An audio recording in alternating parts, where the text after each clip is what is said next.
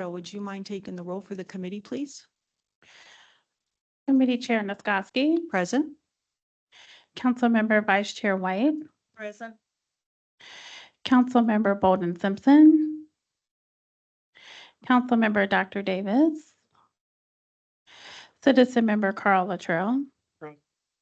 Citizen Member Jason Piontek, 4 present. Thank you. We do have a quorum to proceed. The first bill we have, it looks like this is a substitute bill. It's substitute bill 4524. It's an alley vacation. And it is for,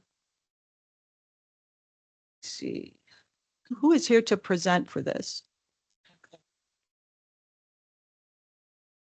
Okay. This is one sample in Ohio. Okay, Okay. My apologies if you'd like to come up and state your name and address for the record. so, Chair, Yeah. I would like to make a motion that we hear the substitute version. Oh, yes, thank you so No much. problem. There's been a motion to hear the substitute bill. I believe we have to do a vote. You have committee members online. No. No, then you don't need Okay. a roll call. All in favor of the motion, say aye. Aye. Aye. Any opposed? Motion carries. Then we will now hear substitute bill 4524. And if you could state your name and address for the record, please. Yes, thank you. My name is Stephen Woolley, address 902 South Michigan, South Bend. Mhm. I am here requesting the alley vacation of the 200 block of between Sample and Ohio Street. Initially, I owned property on Sample Street and Ohio Street. The city has asked me to expand my alley vacation to Ivy Tech's property, so the complete alley gets vacated as well. My plans, actually, we didn't even know there was an alley back there. We've been there since 78. And when I went to fill out a permit for a fence, is when we were aware that there was an alley there in the process to be vacated. I met with the city planner and the street department, did on-site and explained what my plans were. Essentially for me to expand the fence back, so I have a break area for the guys, place to put the snow, and most importantly, a little dog run for my dog that comes to work with me during the day. And that's when they asked me to expand it out towards Ivy Tech's property. So in the future, when they have the ability to do something with the property, they don't have to vacate that section of the alley. Okay. That's pretty much it, straightforward for me. Okay. Well, thank you so much for Mhm. giving us the explanation. I'm going to come back to the committee members. Is there any questions from the committee members? I believe, Mr. Luttrell, you had a question? Yes, I found that the description of the alleys to be vacated are ambiguous and a bit vague. And for a transaction such as this, they need to be complete. Second, the ordinance enabling the council to vacate alleys requires the signature of all the abutting property owners along the alley. And in what was presented, at least to me, Ivy Tech's signature was missing for its contribution on this. The ruling or the procedure has recently changed, and apparently I am the first one on this. The city requested that I only needed one signature, and it was Miami Auto Glass. As far as the alley vacation. We can get the local representative, but the letters that was sent out was actually sent to Indianapolis for Ivy Tech.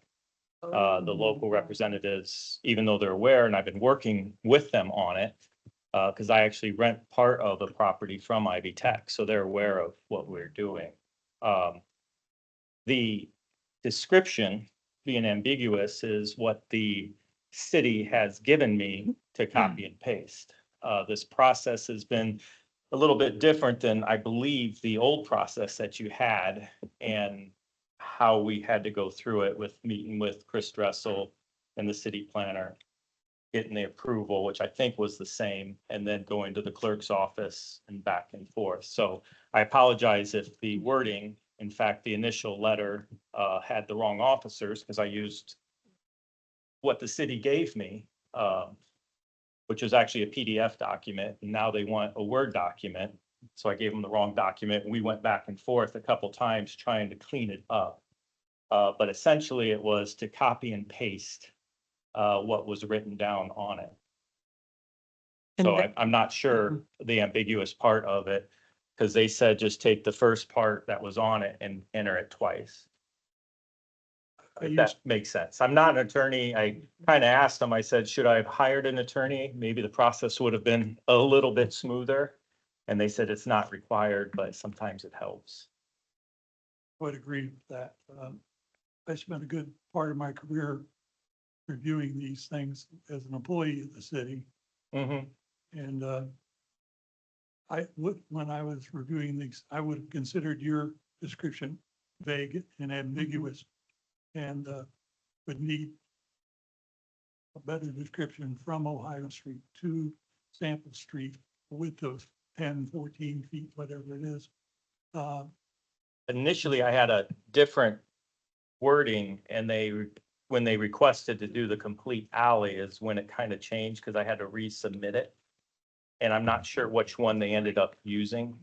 I'm not sure if you were able to see the aerial that the city gave me. It's Yeah. not a very good picture. Yeah, I can bring it up to show everybody if they would like.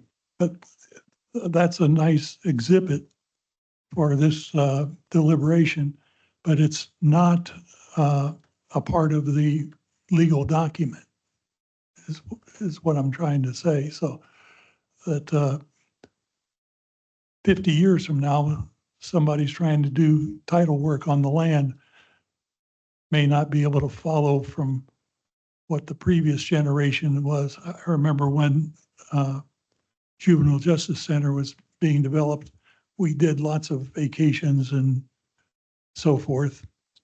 And Exactly, and I was told then, when I first started this, that the alleys were already vacated back when JJC was there. And it turns out they weren't. That's when I had to reapply for this.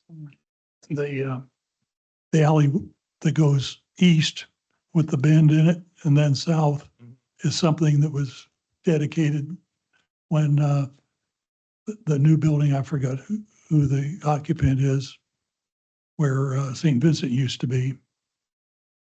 Anyway, that alley was a new dedication. So saying the alley from here to there can be ambiguous in history.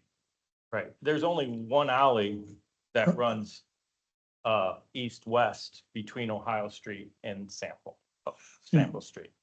And that's why we wrote it up, the alley. And the reason engineering told you that it had to be vacated was you can't create a dead end alley.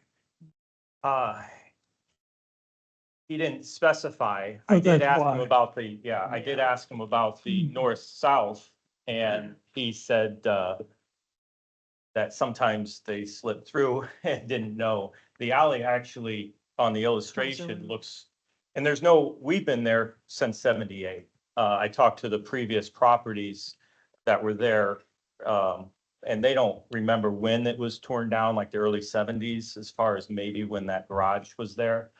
But the alley entrance is off of Ohio Street, comes in and then exits back on Ohio Street. And I think that's why the city, Chris Dressel in particular, suggested that I vacate the whole alley, including what I'm not too concerned Well, with. if you vacate the north-south leg, that's complete along your east boundary of your property.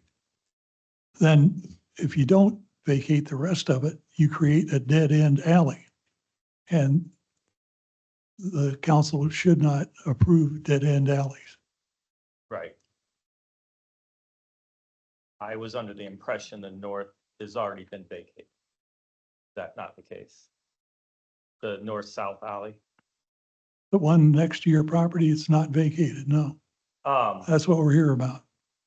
We're talking about the alley between Sample and Michigan Street, or Sample and Ohio Street, Right, in between my two properties. right. That's the issue.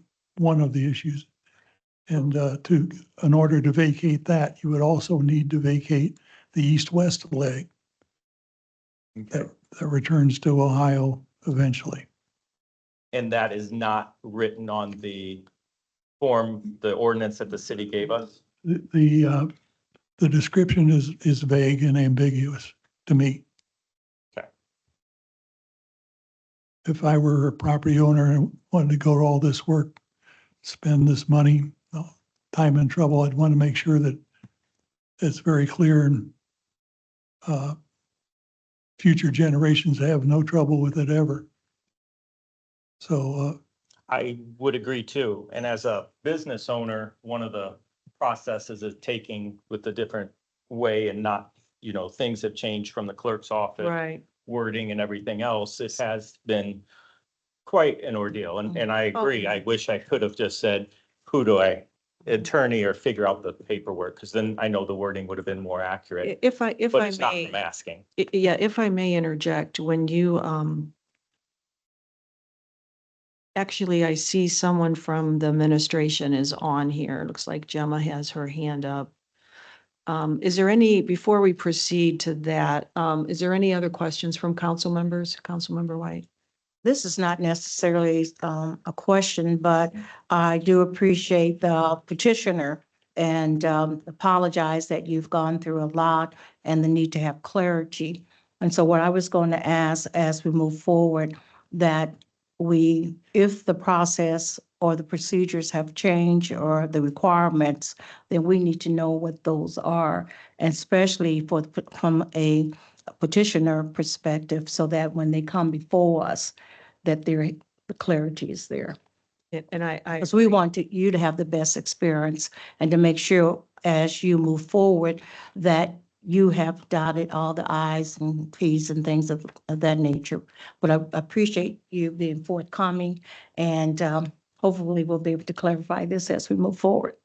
when you were applying, I'm just curious, Mhm. was there like a sheet that you went through, like a process, in the So- order that you was to proceed with the alley vacation? Yes, on the website, they had the form, which I guess has changed since then.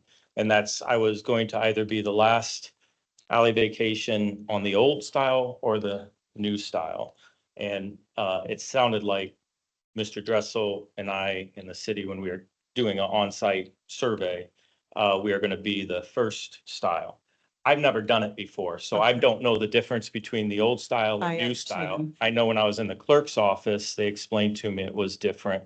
And then we had to go to another to pay a bill and then back. So I Gotcha. know it, Mhm. but I Well, have not first done it of all, before. we do want to make Mhm. sure that you have everything done legally and Mhm. properly, you Mhm. know, and you have been a long time business owner here in the city. We appreciate that for sure.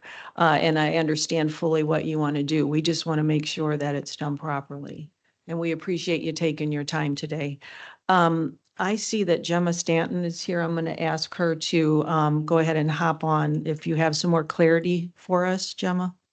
Hi, yeah, this is Gemma Stanton, Engineering Division, offices on the 13th floor of the County City Building. I was part of trying to help prepare the legal description that you see in front of you. I think that to me, it sounds like the challenge here is kind of the shape of this alley. It's Mhm. there's Mhm. different legs to it, and I'm just trying to understand from the committee, are you looking for a more detailed verbal description, or are you looking for like a legal survey description? Well, I believe it's supposed to be surveyed, is it not? Or no? Or Carl, what is your concern, being legal? I think it should be written in, if you will, a meets and bounds description that follows dimensions on other deeds. So whatever a title company needs in order to keep track of all this real estate, it should follow that type of a description. I can tell you from my deeds and my purchase of the sample in Ohio Street, there is no information on an alley or anything like Because that. this is saying the east-west alley between the 100 block of Sample Street and Ohio, including its turn south connecting to Ohio Street, and also the first north-south alley east of Michigan, turning between East Sample Street and Ohio Street. So that would be encompassing That'd be all of that them. and also the alley that comes around. The records that I have indicate there is a north-south alley existing there. Okay. So that would be a correct description then of the property to be vacated. Mhm. Is that correct, Gemma? That was what I believe to be correct, but if the committee believes it's ambiguous, we can look into it further. Well, looking at the way that it is and the way that it comes around, and it looks like all the names have been included. And it hasn't been surveyed. Also, the abutting property owner signatures, Charles Fuller, the alley between 100 block East-West Sample and Ohio Street. Okay, is there any other questions at this point? And sorry about the confusion. That's fine. I think we It's just new want to to me. make sure that that this is written up correctly. And I believe reading it, it looks like, and it has all the partial numbers on here. So I think the partial numbers, it has Ohio, has all the partial numbers. So we're going to close this. We're going to go to the public hearing. It's required. Is there anyone from the public here wishing to speak in favor of substitute bill 4524? I do not see anyone from the public in person or online wishing to speak in favor. Thank you. Is there anyone's here to speak against? I do not see anyone in person or online wishing to speak in opposition. Okay, then I'm going to close the public hearing and bring it back to the committee. I think what we could do is we could get a way to bring this out of committee and just get clarity from the administration that this is indeed a correct. So we can give it a no recommend, or we could do a favorable, non-favorable, or no recommendation. If we do a no recommendation, it would advance the bill to the regular meeting and would give me time in between to say, is there any other legal description that this needs? Because we don't want anything ambiguous. We want to make sure that it's, if you're acquiring that it's done properly. So that would be my suggestion to the committee members. Any thoughts from our committee members? Yes, Mr. Latrell? It still begs the question of the signature of Ivy Tech on the petition. I should have it with me where it says only one. Actually, on the form that he signed, I think Mhm. you have where Mr. Fuller signed. Yep. It should be about a third of the way down or above the signatures where they only request one of the neighbor's signatures. Yeah, budding property owner signatures, Charles F. Fuller. Above that, I believe, if I remember correctly. Because they only, I mean, I could have gotten, This is the only paper we have. okay, just 1 second. Maybe it was in the packet that he gave me.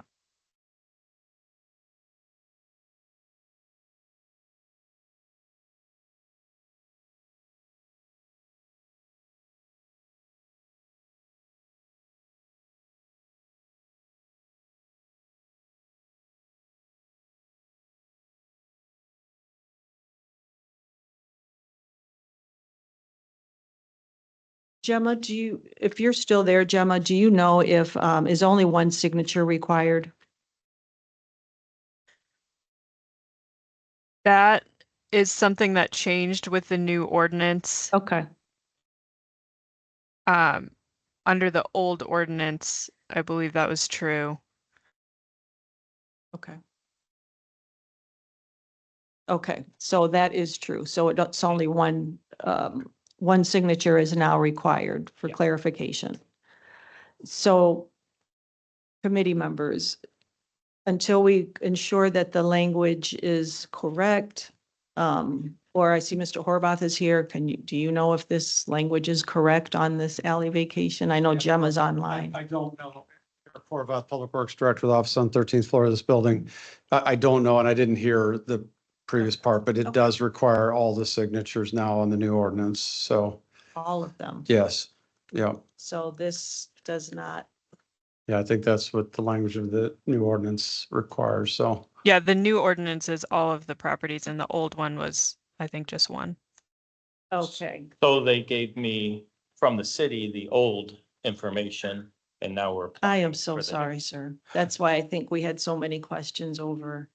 So at this point, what we can do is I'm gonna recommend that we table this until we can get all of the signatures done. You only need Nancy, the representative from Ivy Tech or the new chancellor. And if I had that before the 7:30 meeting, would that meet your?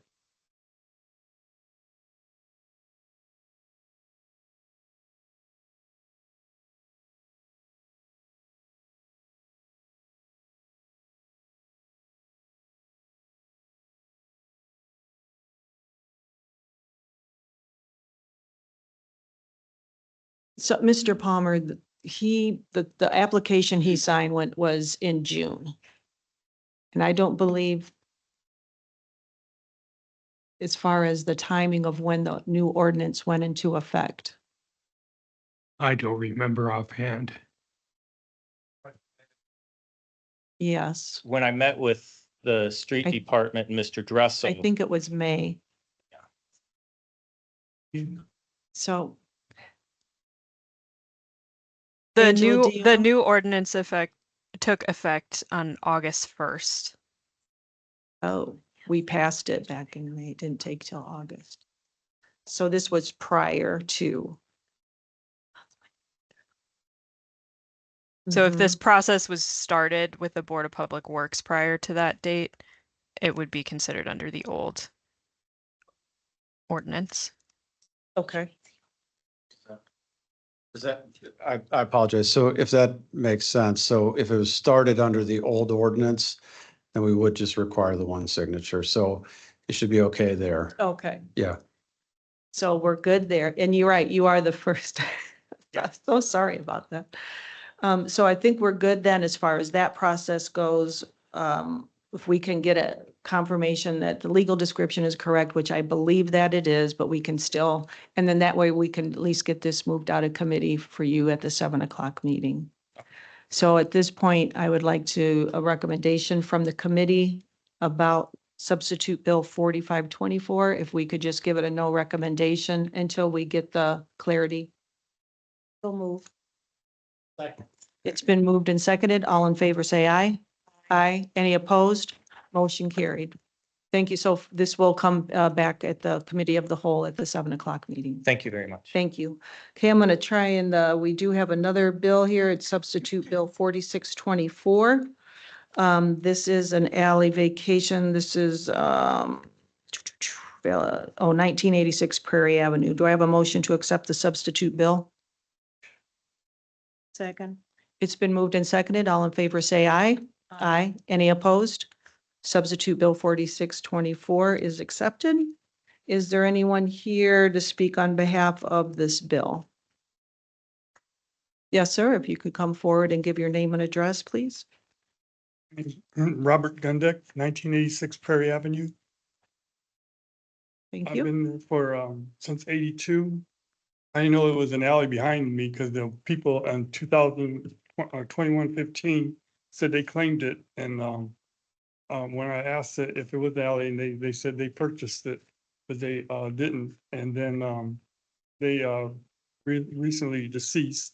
So, new owners took over and they said they didn't want it. So that's why I'm trying to claim it.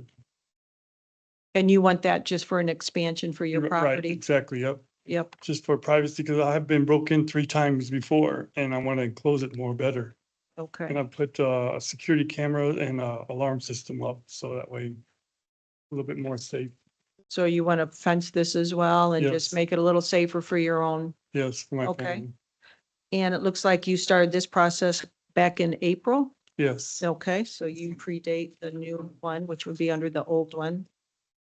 And it looks like we do have the first east-westbound alley south of Prairie Avenue between Glen Street and the north-south alley east of Brookfield. Yes. Okay. Anything else? That's all. No?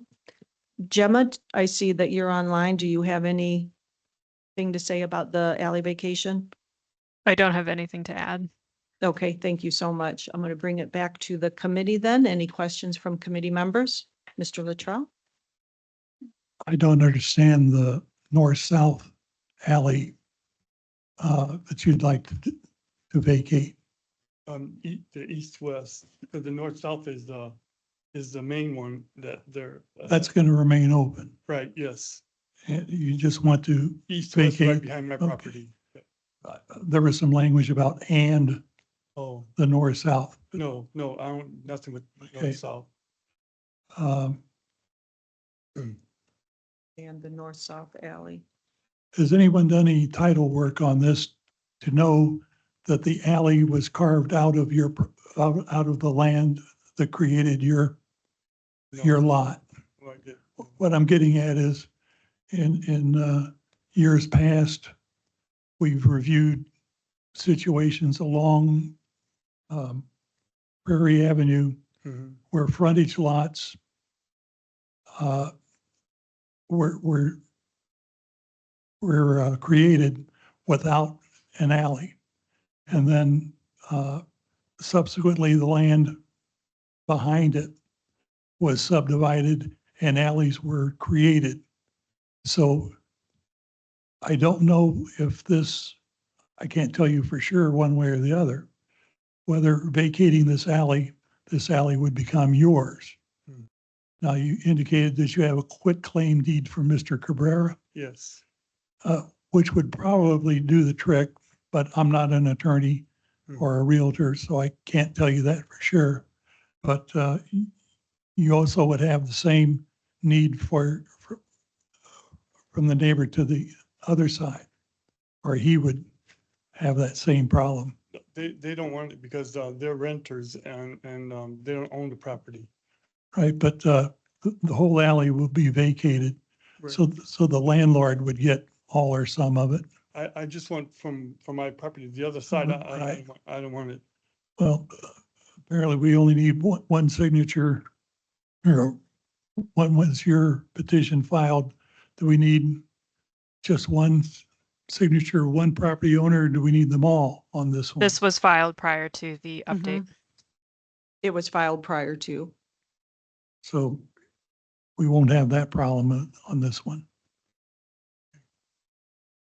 Okay, any other questions from committee members? Okay, thank you so much. I'm going to open it up for a public hearing, sir. Thank you. Anyone from the public wishing to speak in favor of substitute bill 4624? I do not see anyone from the public in person or online wishing to speak in favor. Thank you. Is there anyone opposed? I do not see anyone from the public in person or online wishing to speak in opposition. Thank you. I'm going to go ahead and close the public hearing on substitute bill 4624 and bring it back to the committee members. Is there anything else you would like to cover or entertain a motion regarding the bill? I would like to make the motion that substitute bill 46-24 be sent to committee of the whole with a favorable recommendation. Is there a second?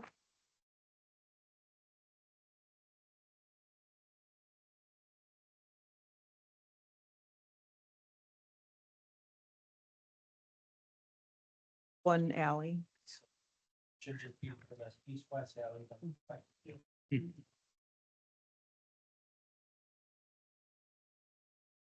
Then is that description correct? So the description is not going to be correct if I'm looking at, and there is a motion on the floor. I see. So Mr. Palmer, can we ask any more questions since there's already a motion on the floor? You can, yes. Okay. Um,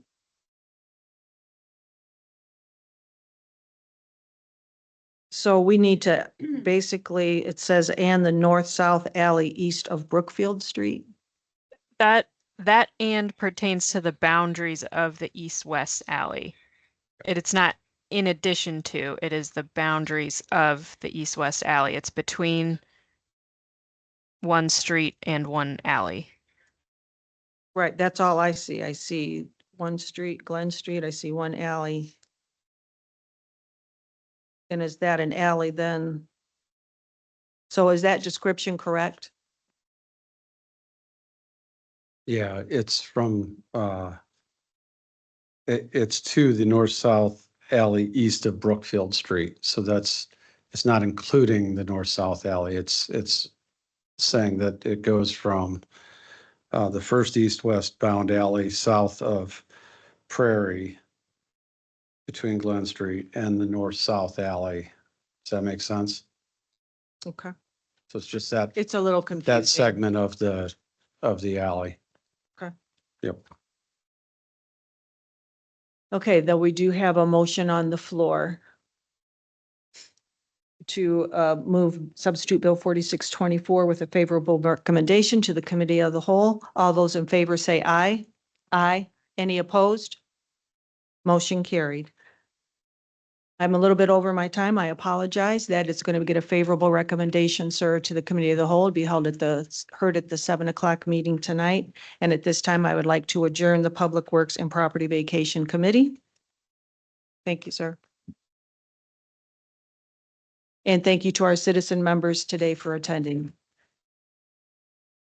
Okay, I now would like to call to order the Personnel and Finance meeting. It is now 4:17 on Monday, September 23rd. Clerk Toronto, could you call the roll, please?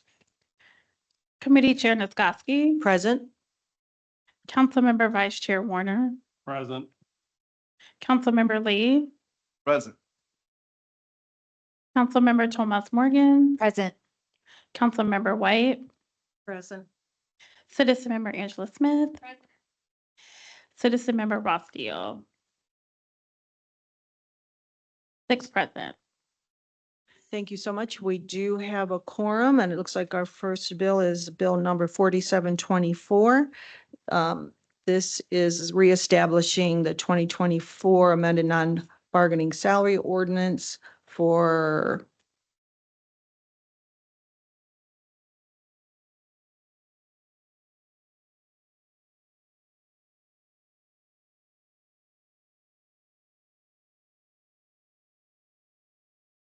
Kai Willis, City Controller, offices on the 12th floor.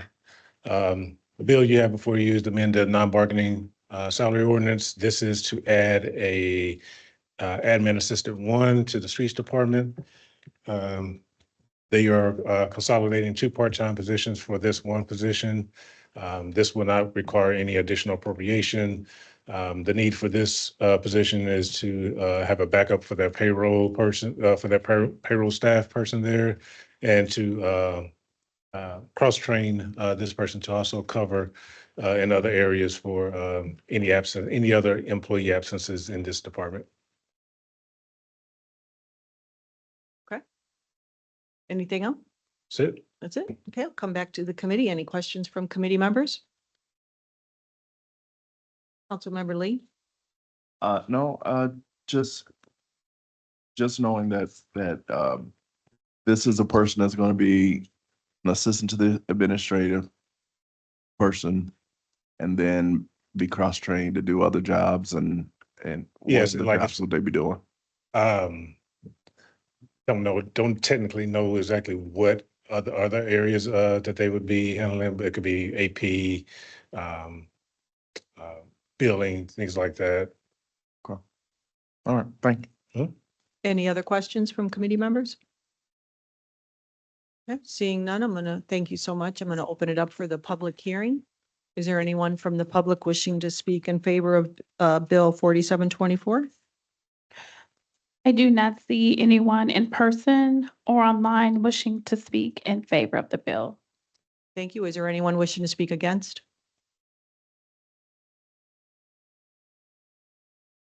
I see no one in the I chamber. do not see anyone in person or online. wishing to speak against. Okay, thank you. I'm going to go ahead and close the public hearing on Bill 4724 and bring it back to the committee. Is there any statements, questions? Otherwise, I'll entertain a motion regarding the bill. I move that we send Bill 47-24 to the Committee of the Whole with a favorable recommendation.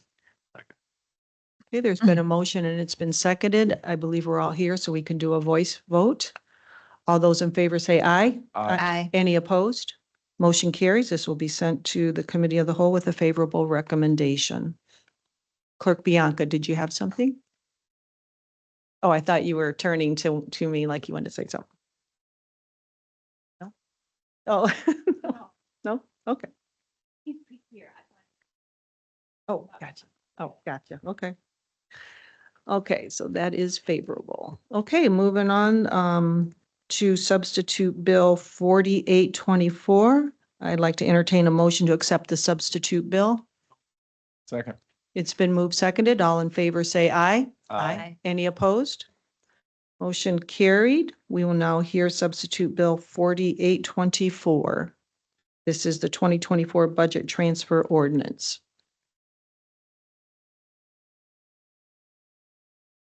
I believe you're on again, Mr. Willis. Hi, Willis, City Controller, offices on the 12th floor.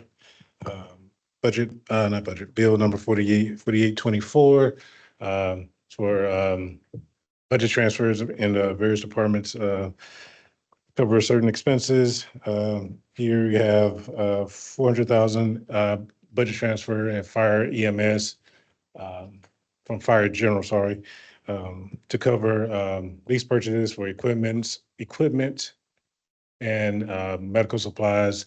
Fire has had 2 recruiting classes, which is a little atypical of a recruiting year for the fire department. So that increase there is the increase in new recruits is the cause for the increase in gear for them. And then also some of their billing from the Memorial Hospital it hasn't come in timely, so they've had to they needed to appropriate additional funds for medical supplies replenishment. And then for sewage works, $45,000 budget transfer to cover capital purchase of a forklift that was budgeted in 25, but now was needed for 2024. Other than that, I'll be happy to answer any other questions.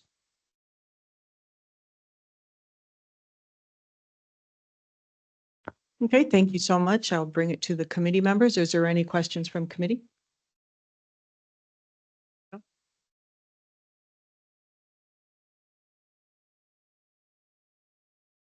Okay, any council members?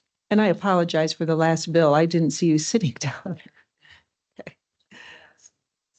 Okay, so I'm going to go ahead and since there's no questions, I'm going to open up for the public hearing. Is there anyone here wishing to speak in favor of substitute bill 4824?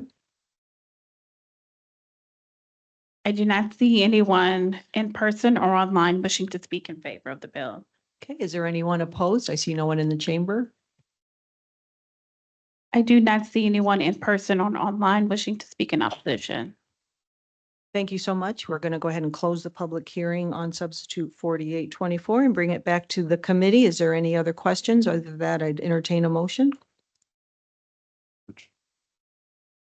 You'll move to hear it into the committee of Yes, the whole. I'm sorry. So we have a motion to hear substitute bill 4824, a favorable recommendation to the committee of the whole. Is there a second? Okay, it's been seconded. All in favor say aye. Aye. Any opposed?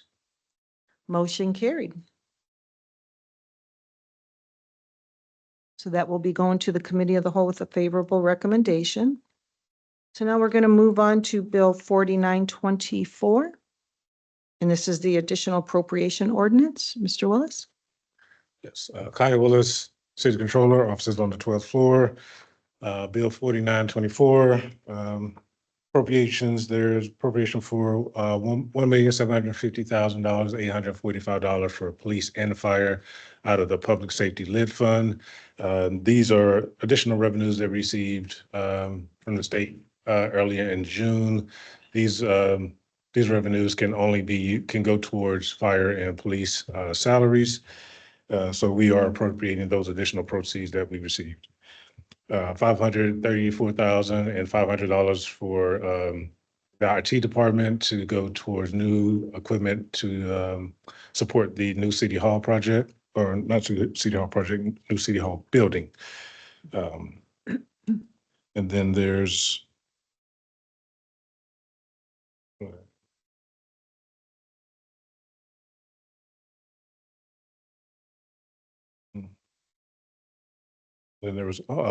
appropriation of hotel motel revenues for the Century Center, $104,255 that will go towards improvements at the Century Center.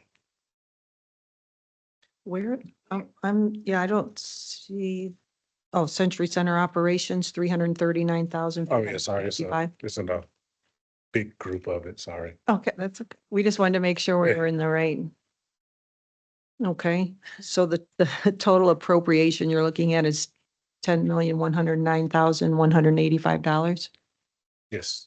Okay, do you have anything further for some of these other fund names?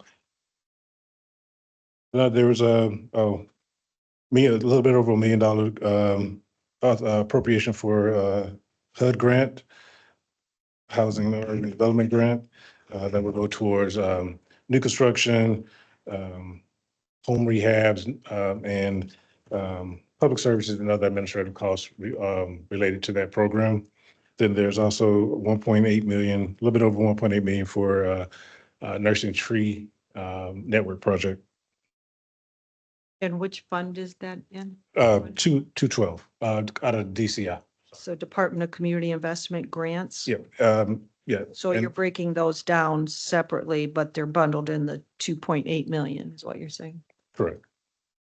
Okay, Director Bauer from DCI can speak to that. sure. Thank you. Thank you so much. Caleb Bauer, Director of Community Investment Offices on the 14th floor. So yes, in that line, community investment grants are two separate federal grant awards that we're requesting appropriation for. Both of them will be fully reimbursed. One is $1.8 million awarded from the U.S. Department of Agriculture as part of their Urban Tree Canopy grant program.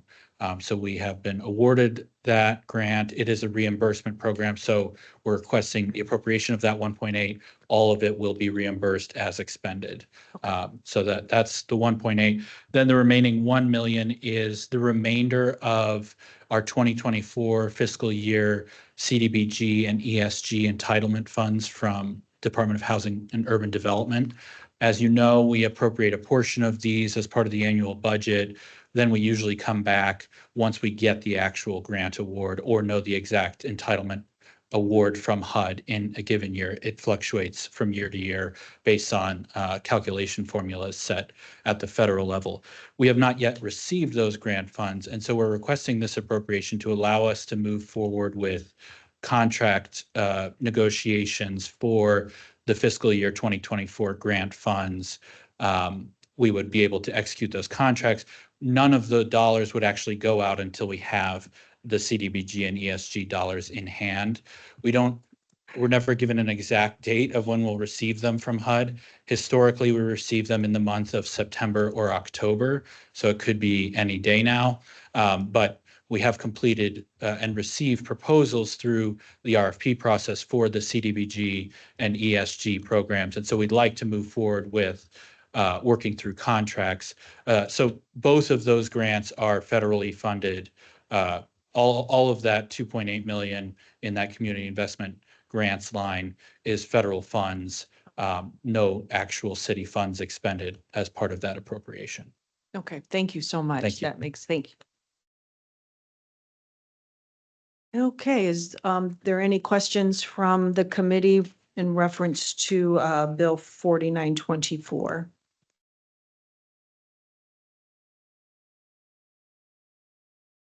Seeing none, I'm going to go ahead and open it up to the public hearing. Is there anyone here wishing to speak in favor of Bill 4924? I see no one in the chamber.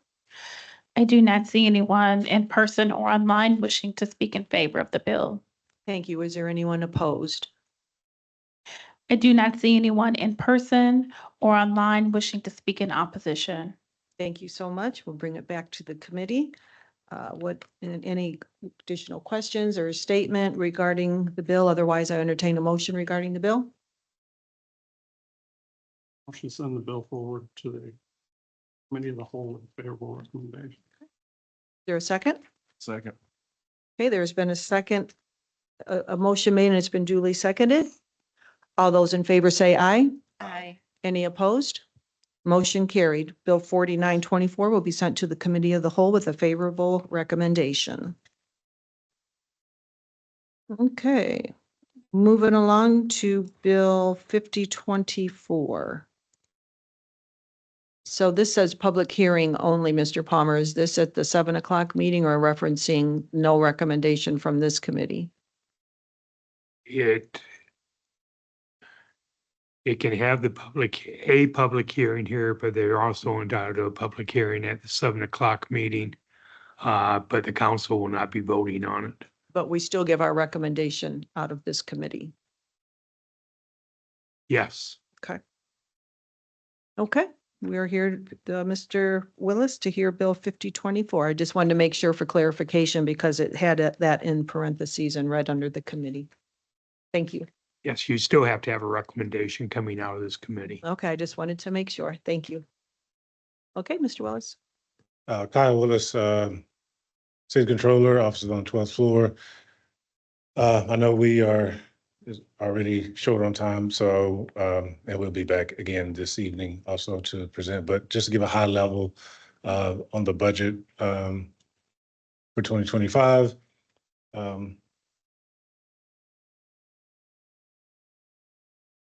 Looking, revenues did come down somewhat after getting confirmation from the state regarding some of our revenues. We had a decrease in our property tax revenues and decrease in our local income tax revenues over the three funds that we have. Those decreases were due to what they consider atypical growth from 2 years ago, since there's a 2-year lag in the revenues that we receive from the state. So we're going back to 22, 23, so kind of the COVID time period. They informed us that there was just a very high increase of either property tax revenue and salary or incomes for a lot of individuals, and they now see that going forward as a decline or more flat, and will not see the big jump that we saw last year. So the projected revenues that we had for 2025 were a little higher than what we anticipated. So with that, that did increase the general plus fund deficit somewhat. So it increased a little bit, about 3 million. So we were at 7.7 when we did the introduction of the budget. The general plus deficit is now at 10.8 just due to that decrease in revenues that we normally see, or that we receive for property taxes and local income taxes.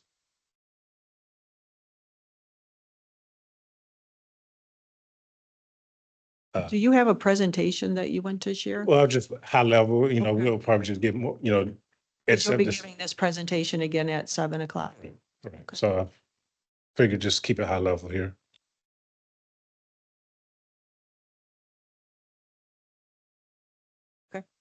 Sorry about that. No, but as I was saying, slight increase on the deficit that we had budgeted for, but just to reiterate what we presented earlier at the first budget meeting. The deficit is being driven by the expenses for Real-Time Crime Center, subsidizing not other, but parks operations, as they do not have the amount of revenue to be self-sustaining. So there are funds that we subsidize from the general and the local income tax funds to keep their operations going.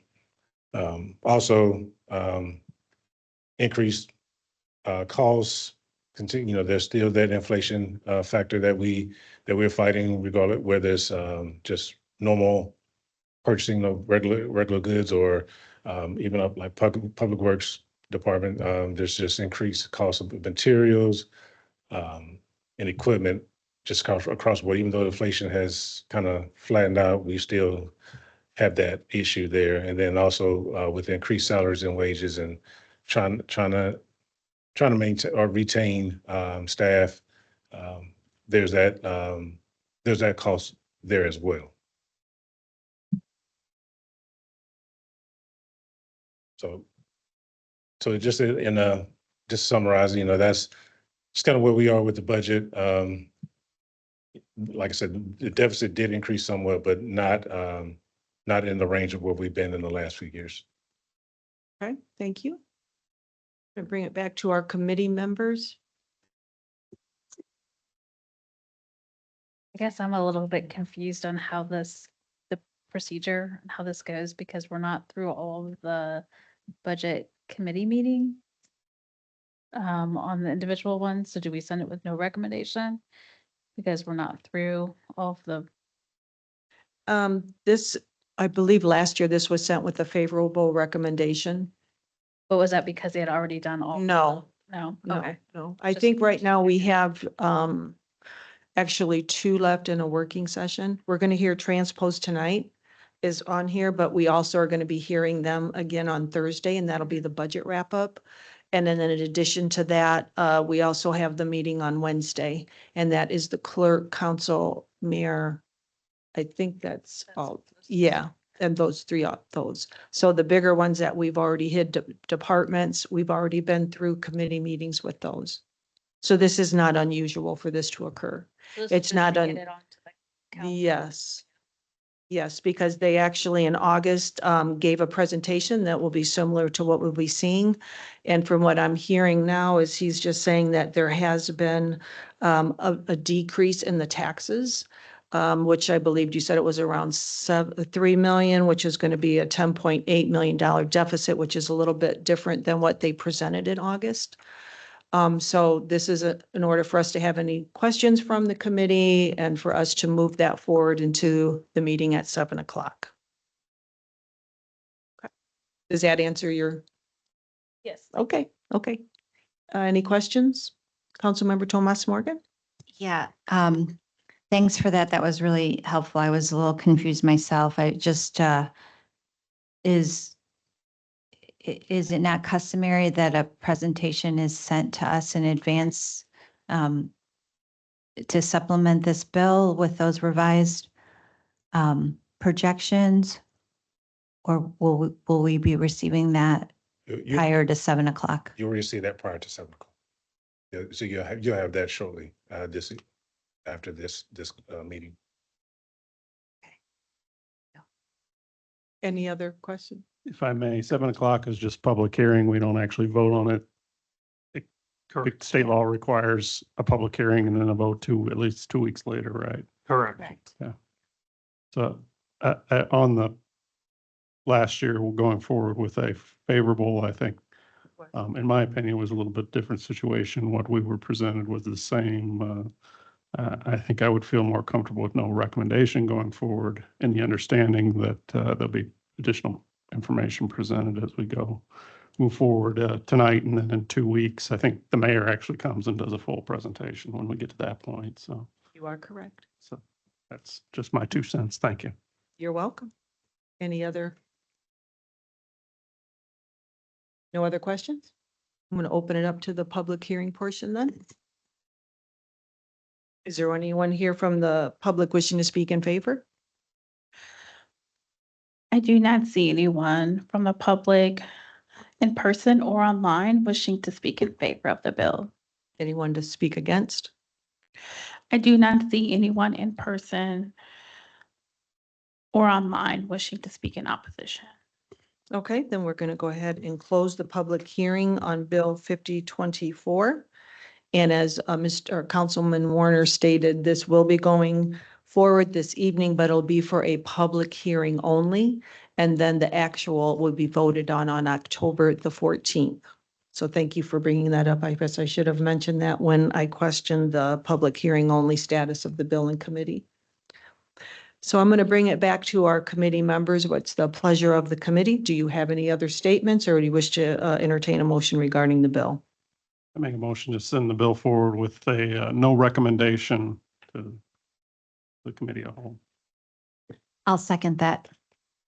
Okay, there's been a motion to send a no recommendation to the committee of the whole for Bill 5024, and it has been duly seconded. All those in favor say aye. Aye. Aye. Any opposed?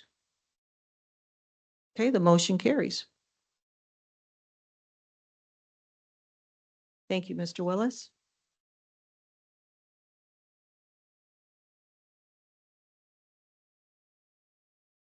Okay, and now we're here to hear Bill 5124. Bill 5124 is the 2025 Transpo Budget Appropriations and Property Tax Levy. Again, this is the same as the Bill 5024. So we'll get a recommendation out of this committee and then it'll go to the public hearing this evening for a public hearing only, and then will be voted on the October 14th date of the budget. Would you like to come up and give a presentation? Oh, she is? Amy, are you online? I am online. Would you like me to Oh, do the Yes. full presentation that we'll also do at 7 o'clock as well? Well, that's up to you if you would like to, or you can give us an overview because we're going to hear your budget tonight, you're here tonight, and then Thursday. So it's. I'd be happy to do a quick overview since you're going to hear it multiple times, keep it high Okay. level, Sure. and then go into more detail at the 7 o'clock meeting. Would it be best for me to share my screen, or I don't know if you have the presentation there? I don't know, Clerk Torado, is there a presentation center? Can she just share her screen? Amy, you can share your screen. Okay. Just Thank give me you. one moment.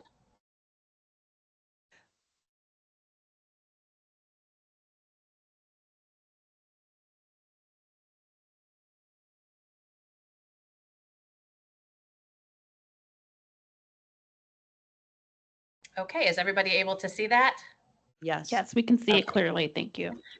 Great, thank you so much. Well, we appreciate the opportunity to join virtually. I'm actually down in Bloomington. We have a new state transit association and we have some funding meetings and planning sessions planned today and tomorrow. So I appreciate the flexibility. Just a quick overview with Transpo. We currently have 106 employees. That accounts for our administrative staff along with our operators, maintenance, and access drivers. Our employees, both fixed route maintenance and access, are members of the Amalgamated Transit Union, Local 996. We do have currently 44 members that are in the union. There are 43 members that have opted out to leave the union. And then we have about 18 administrative employees. We'll dive into the local, state, and federal funding that we received. We currently operate 50 fixed route buses and 20 paratransit vans serving the cities of South Bend and Mishawaka. Just a quick overview of 2024. This was actually the first year that we completed our conversion of our fixed route fleet to compressed natural gas. So our 50 fixed route buses are now 100% CNG. Those first round of buses will become eligible for replacement in 2026. The useful life of a bus is 12 years, so we received our first CNG buses back in 2014. Our paratransit fleet, that only has a useful life of 5 years, so those vehicles are quickly aging. One of our big challenges is the cost of those vehicles, which we actually buy off the state contract and they're manufactured in Elkhart. That cost has more than doubled in the last several years. So working to secure funding going forward so we can make sure to keep that fleet up to date. I know many of you are very familiar with our Connect Transit plan. That was the planning process we did, taking a look at public transportation across the region in partnership with MACOG. That resulted in a short-term network budget neutral plan, which will be implemented later this year. And then an additional funding network, which is looking at longer term what we could do to improve public transportation throughout our region if additional funding would become available. We've also been very focused on updating our technology. We're getting ready to roll out the public portion of our real-time information and bus tracking, so passengers will be able to utilize an app and see exactly where the bus is at any given time. We do now have automatic ADA announcements. So that is announcing next stops, also points of interest for those that may be traveling and have a visual or other impairment. And we've also expanded a lot of our ridership programs. I know many of you are familiar with our K through 12 summer travel program, which provides free transportation the months of June, July, and August. We actually had a record-setting year with over 37,000 rides this past summer. So it's a great way to introduce kids to public transportation at an early age. That also helps support some of our other ridership programs with both South Bend Community School Corporation and School City of Mishawaka. One of our biggest challenges the past couple of years has really been there's been a national transit operator and maintenance shortage. So we've really focused on increasing our hiring. We've been able to dramatically reduce the number of our missed trips and also maintain our current service levels. As we look at the budget, we're looking at just over 12 million for our 2025 budget, which is just up slightly from 2024, about $16,000 increase. Funding is very challenging for public transportation, as everyone knows. The cost of doing business, capital costs continue to go up, but funding has remained pretty flat. On the local side, the majority of our revenue is coming from property taxes. About $4 million comes from property tax. We have about $260,000 from excise tax, and then the local income tax is about $800,000. So very reliable on that property tax funding on the local support to maintain public transportation. On the state level, we receive about $2 million a year through the Public Mass Transportation Fund. That used to be a line item in the state budget. It's now under INDOT's budget. We actually haven't received an increase in that in over 10 years. So the next budget cycle will really be pushing to increase that funding. INDOT's attending our meetings this week, so hoping to get them on board to help support public transportation across the state. The federal operating and preventative maintenance, those are formula funds that we receive through the federal government, obviously to operate the fixed route and paratransit service, and then to assist with maintaining our vehicles. Our passenger fares have remained the same. It's $1 to ride the fixed route bus, and then we can charge double the fare, which is $2 to ride our access paratransit service. That accounts for just 11% of our budget. As ridership is still recovering from the pandemic, we're seeing those costs per rides a little higher than they were pre-pandemic. While we charge $1 to ride the fixed route bus, that ride is actually costing us about $8 to provide. The paratransit service is a little bit higher. That costs about $12. Our lease revenue is down mainly because we have one remaining parking garage that we lease to the city of South Bend. That lease runs through 2025. And then advertising, our advertising revenue is actually up. It's been going really strong. So we'll see an increase heading into the 2025 budget. On the expense side, wages and benefits really take up the majority of our budget. That accounts for about 77% of our budget. We're in the middle of our 4-year fixed route and maintenance contract. So the last negotiation cycle, we really focused on increasing our wages to help with hiring, but also with retention. Our employees now are able to reach the top wage within 3 years, whereas before it took them over 5 years to reach that top wage. We continue to be a part of the St. Joe County Health Insurance Plan. That's been really beneficial for us. Our health insurance premiums have been pretty flat, so that's helped offset some of the additional costs that we're seeing with other benefits. Fuel expense, again, compressed natural gas remains very competitive for us. We are actually doing a fuel feasibility study this year, looking at longer term, whether it'll be CNG or another option. A lot of the federal grants now are requiring a zero emission bus plan, so that will be included as part of this study. And really the rest of the expenses, utilities, services, materials, and supplies have all remained pretty consistent. One thing we did learn when we went through our comprehensive operational analysis, we operate on a very, very tight budget. That was good for us to hear from an outside party that we are operating very efficiently with the current revenues that we do have. Here's just a quick look at our operating expenses over the years, last several years. The 21 through 2023, those are based on our audited financial statements from Crow. We do have clean audits each of those years. So despite increasing costs, we've been very conservative with trying to keep our expenses in line in relative to the 2025 budget. Labor expenses, they're going up. I mean, we were short drivers, so we're finally getting back to closer to full staffing levels. So they did jump up in this year and they will remain pretty flat heading into 2025. And then just an overview of our local income tax funding. We did receive a decrease several years ago, but it's been steady the last couple of years. Some of our challenges, I feel like these are the same every year. Funding is always a challenge, both on the local, state, and then on the federal level. The bipartisan infrastructure bill on the federal level did make a lot of additional grant dollars available from the competitive grant application. So next year we will be requesting some of those funds in hopes of being able to replace our vehicles that are becoming eligible in 2026. And then, as I mentioned, just increasing expenses, operational and capital costs. Property and casualty insurance continues to go up. So it was very challenging coming up with a balanced budget for 2025. I think we'll also see some challenges in 2026. There are a lot of public transportation agencies across the country that are facing some pretty significant budget deficits. We've done pretty well being smart with the money that we do have available. As I mentioned, ridership is still recovering from the pandemic. Heading into March 2020, we had increasing ridership for the first time in many years. You can see how the ridership is slowly growing. Through August of this year, we're about 90% of what we were pre-COVID. So it's good to see that coming back. That really is supported by a lot of our expansion of ridership programs.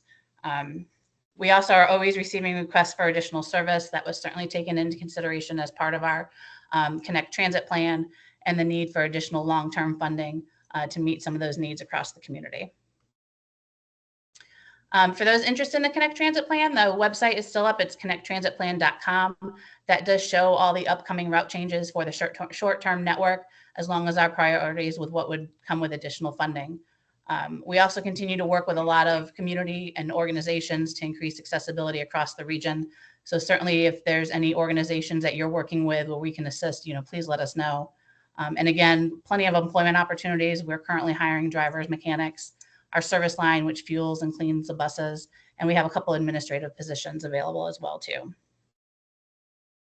And I'm happy to answer any questions. Okay, thank you so much for that presentation, Amy. We appreciate it very much. And I will say, I do serve on the Transpo Committee and they're very thorough over their budgeting. They went through everything with the board there. And I would say they did their due diligence with their committee and then presenting it to all of us. And they are in a tight budget. It's kind of disheartening to hear that it's been 10 years since you had any additional funding source. So hopefully you'll be able to make some leeway there at the upcoming session. So I will bring it back to committee members. Is there any questions you have for Ms. Hill? No? Okay. Seeing none, I'm going to go ahead and just open it up for the public hearing. Is there anyone here wishing to speak in favor of Bill 5124? I do not see anyone in the audience or online wishing to speak in favor. Is there anyone wishing to speak against? I do not see anyone in person or online wishing to speak against the bill. Okay, then I'm going to go ahead and bring it back to the committee. Any statements, comments, or entertain a motion regarding the bill, which will be for public hearing only under the committee of the whole.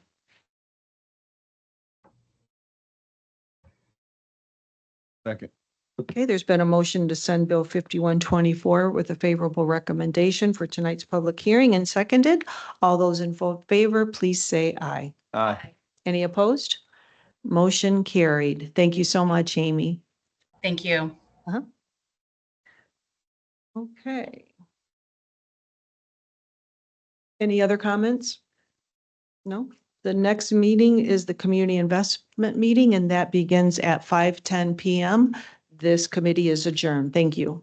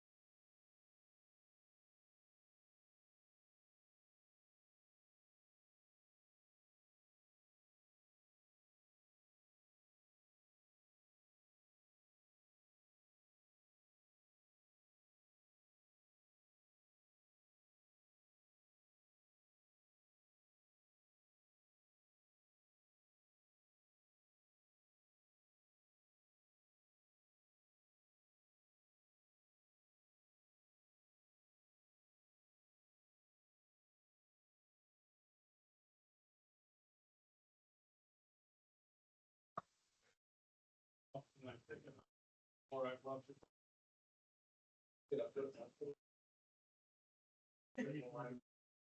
I do afternoon arrangements on Crawford, okay.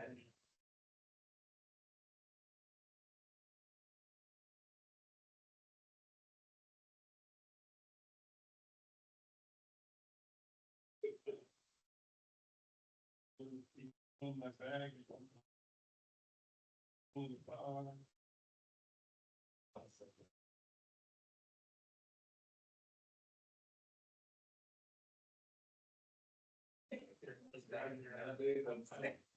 Usually it's when they go in, touch me in the veil.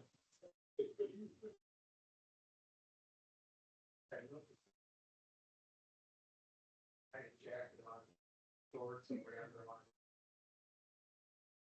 In one of those.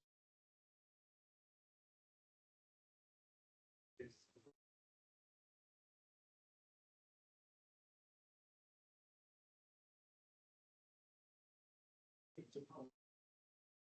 Take it. 95 miles per hour. That was.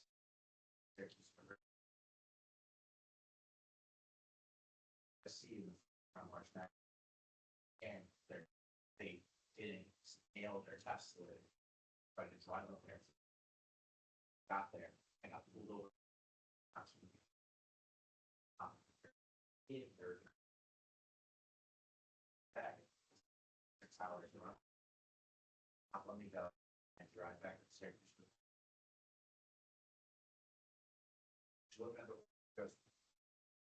Yeah, I'm just gonna look at it. Gotta love sports. Stay.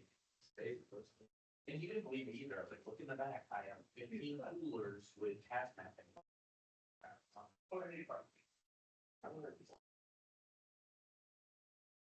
Oh, it's that. Oh, it's that. Yeah, no,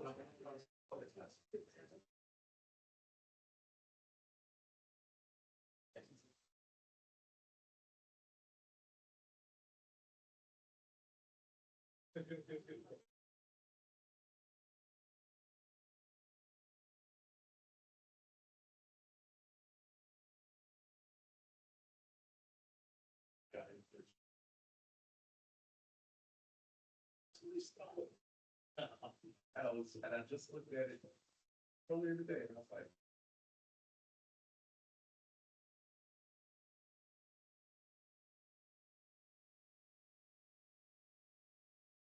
Years. That's just.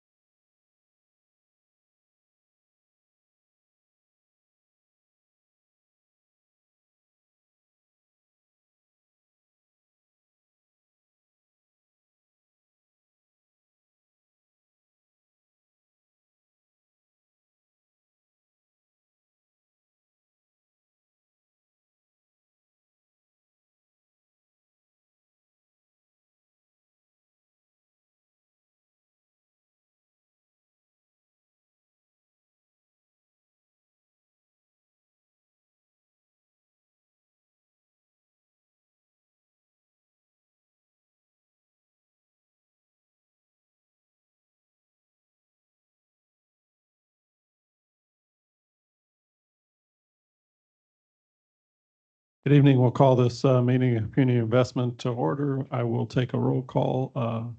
Vice Chair Thomas Morgan, Present? Councilmember Bolden Simpson, Present. Councilmember Gooden Rogers, Citizen Member King Kanajewski. Present. And Citizen Member Gripe was going to be absent and Chair Warner is here, so we have a quorum.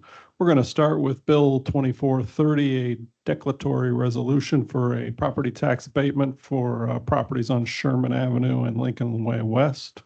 Every tax abatement process involves two bills, the declaratory resolution and the confirming resolution. Tonight we'll hear the first resolution. Welcome, Mr. Bemmendorfer. Thank you, Councilmember Warner. As mentioned, my name is Mark Beamendorfer with offices on the 14th floor of this building. Bill number 2430 is a designating resolution for an 8-year multifamily tax abatement for properties to be developed at 619 Sherman Avenue, 620 Sherman Avenue, and 1021, 1023 Lincoln Way West. A total of 4 residential units are planned as part of this development. The petitioner and developer for these new homes is Property Bros LLC, and these new duplexes are being developed as part of a larger project designed to expand access to affordable housing within the NNN.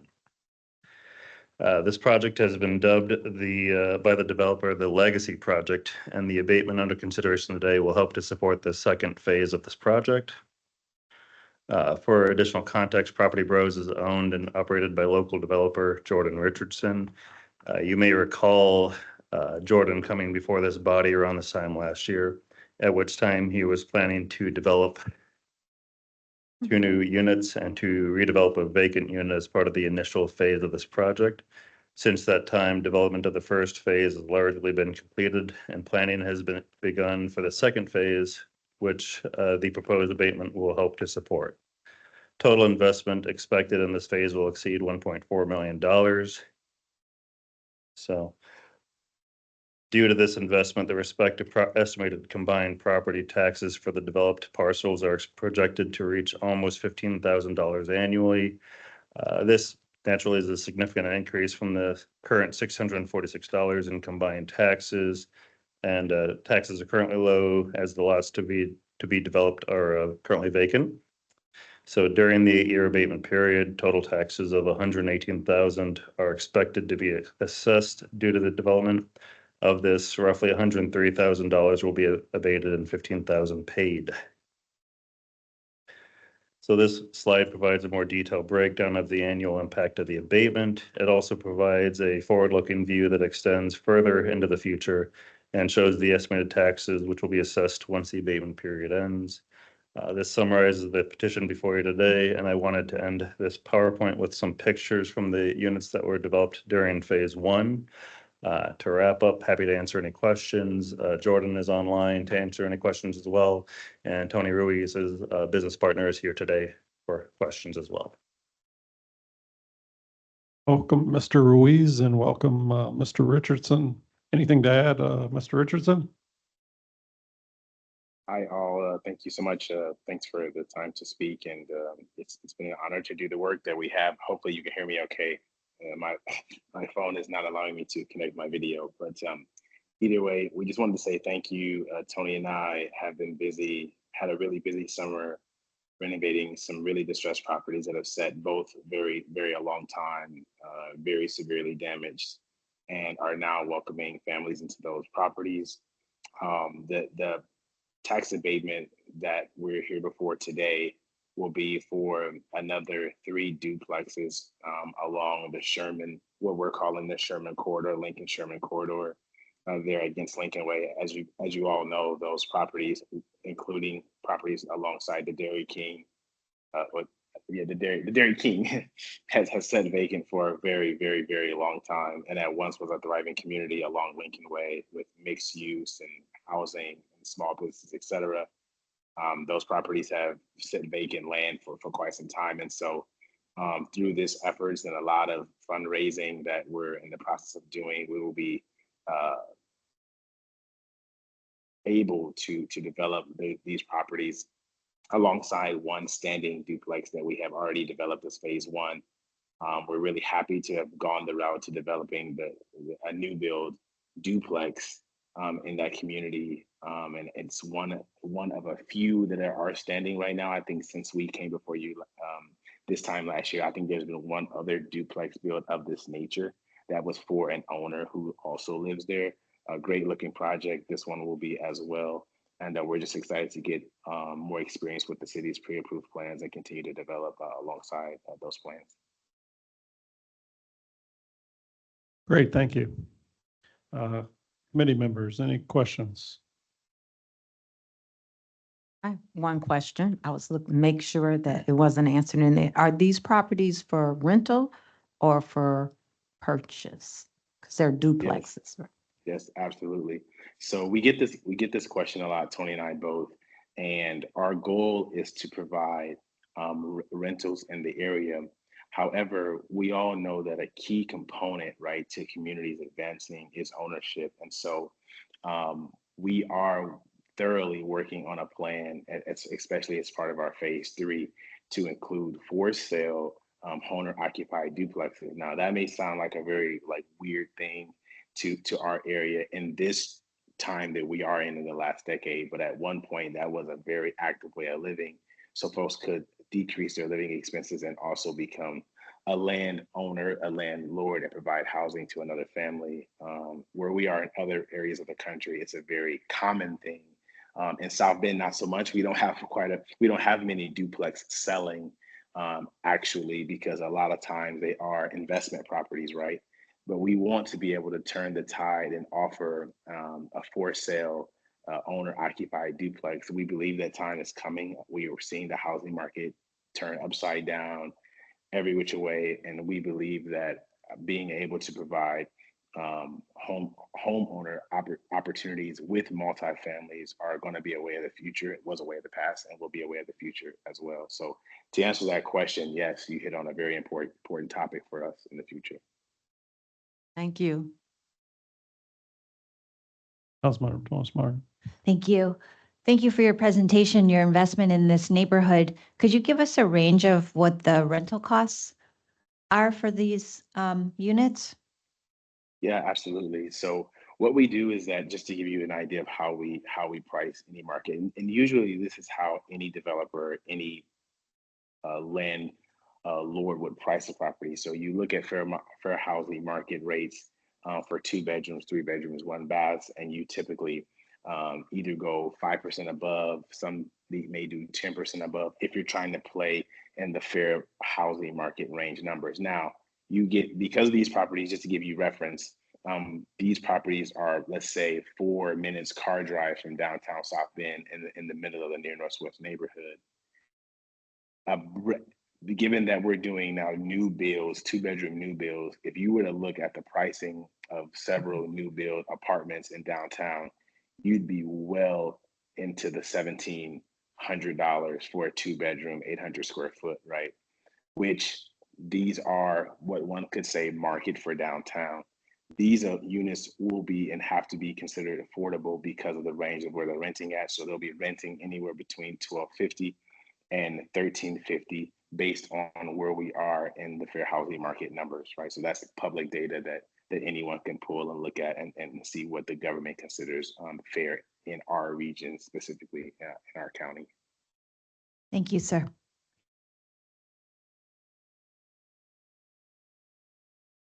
Yes, thank you for the presentation. I'm not on the committee, I'm a council member, but it is in my district. And I do want to say thank you for the development and the hard work that's getting ready to happen in the first district. That area, Lincoln Way and Sherman, has been distressed for a very long time. And to see new builds and actually seeing the layout in which you have is encouraging. I did want to know how soon will you guys get started on this? And then also, what plans will you have for people for like garages or those kinds of things for the houses, for the duplexes?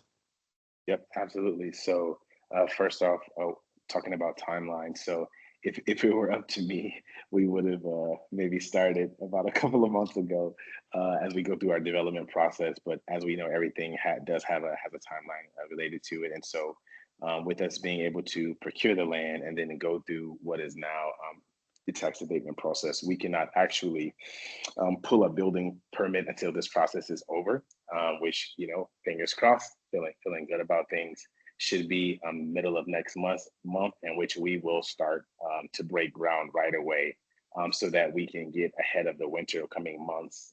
As we all know, once the winter hits in South Bend, there's not a lot that can be done with the ground. And so we're hoping to break ground and start pouring foundations middle of the next month and have a shell completed before winter comes, so that our crews and teams and contractors can be inside working under shelter to finish the units out by the first part of the spring. Thank In you. regards to parking and density and things of this nature, as you will see, and again, as I revert back to the times of the past, what we've tried to do is we've tried to emulate a thriving city. I know there's been a lot of folks working within the city to create the feel of a thriving city and how important it is for people to see action along streets with light posts, and being able to walk down and visit and interact with streets comfortably. So according to the plans for South Bend, when you're doing U2 and U3 development and doing duplexes of this nature, a parking garage is not required. You must have access to parking. And because fortunately for us, there are literally no other standing real estate on Sherman, we will have quite a bit of ample of parking to be able for folks to be able to park comfortably. Thank you.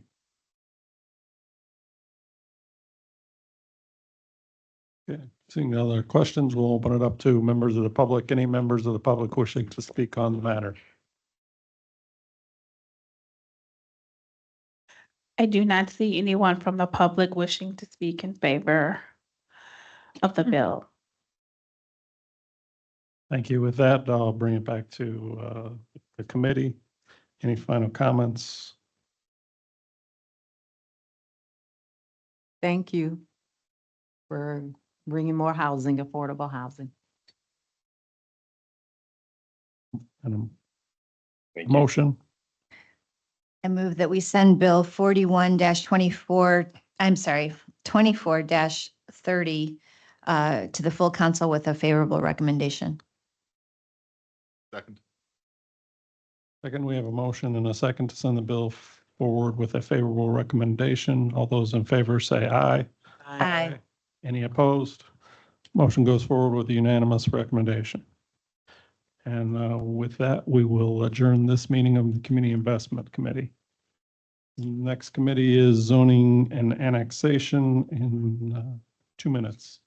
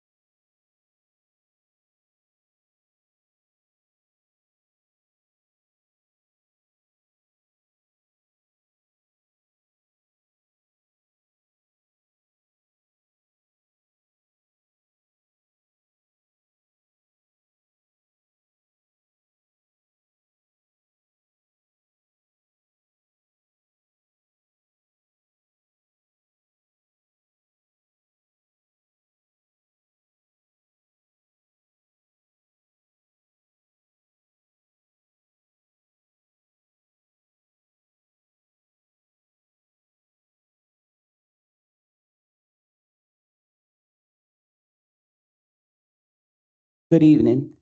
We will now call the zoning and annexation meeting to order. Clerk Toronto, will you do the roll call, please? Committee Chair, Dr. Davis. Councilmember Vice Chair Gooden Rogers. Present. Councilmember Nisgowsky. Present.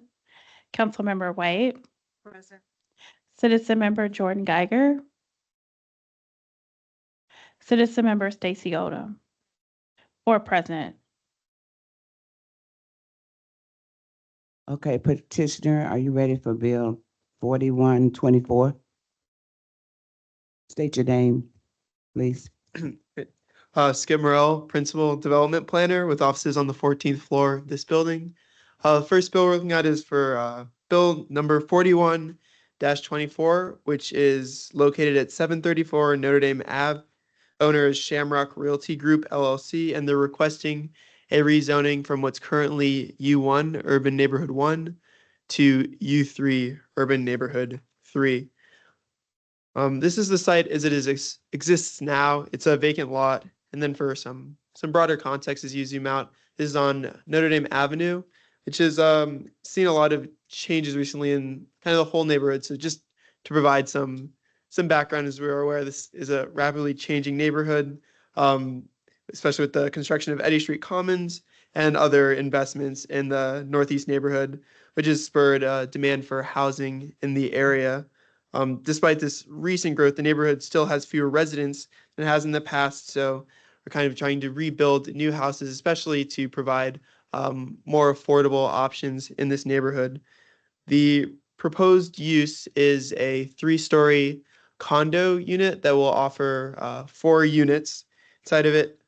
This upzoning aligns with the Northeast Neighborhood Plan future zoning map that identifies this parcel as U3 Urban Neighborhood 3. Also kind of matches with the surrounding neighborhood, which provides a variety of housing types ranging from detached houses to townhouses, as well as apartments. This is also consistent with the City of South Bend comprehensive plan to ensure an adequate supply of housing that's available to meet the needs, preferences, and financial capabilities of households now and into the future. And this comes to you from the Plan Commission with a favorable recommendation. It did come with a condition that sorry if I can find that. With a favorable recommendation subject to the written commitment that the building height will not exceed 3 stories, except for any roof deck or amenity as permitted by the zoning ordinance. And to kind of provide some context in here, this parcel is actually identified in that Northeast Neighborhood Plan as upzoning to U3, but having that that condition that it be limited to the 3 stories, just to provide sort of a transition from some of the higher density things that are happening around Notre Dame as you move out into more of this residential area. Happy to answer any questions, and the petitioner is also present. With the petitioner, state his name, please, for the record.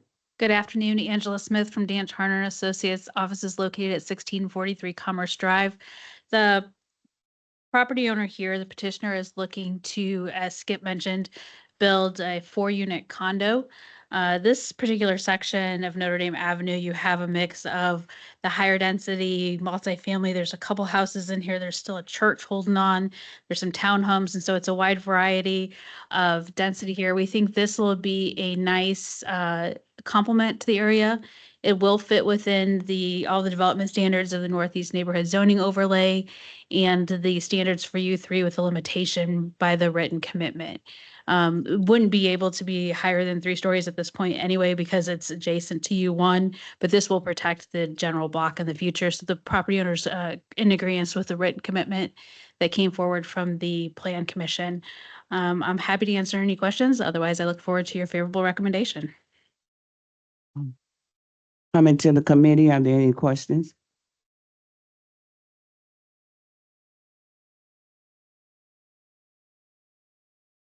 Do we have any questions from the public? I do not see anyone from the public or online wishing to speak in favor or opposition. Back to the committee. Do we have any questions? I just, if, so these are condominiums, so they're going to be owner occupied units. What is the target population? I don't know that it's been fully designed. I don't know that I would categorize it as affordable based on my abilities of affordable, but in relation to the neighborhood, it probably is comparable. These would be market rate. I think the building to the north is already in the process of being converted to condos. So I don't know by the time they get done with construction, since the design's not done, where we will be at price point wise. I think the condos to the north there are probably ranging in I think I've seen them advertised between 450 and 750. But I don't know where this will end up in that because they haven't fully designed the building. Okay, thank you.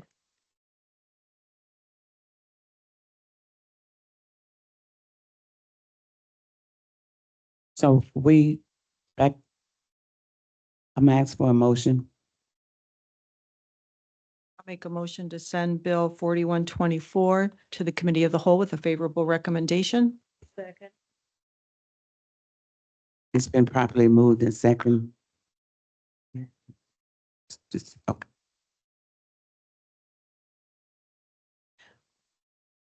You can. All in favor? Aye. Aye. Aye. All right.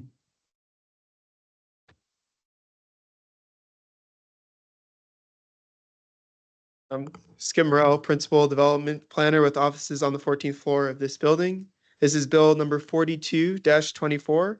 Property is located at 829 South 27th Street.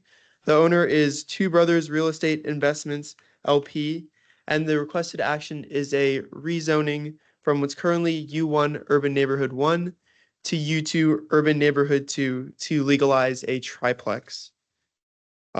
This is the site now. Just for some context, this house was originally constructed in 1922, and the Sanborn maps show us that the house was a single-family dwelling at least through 1960.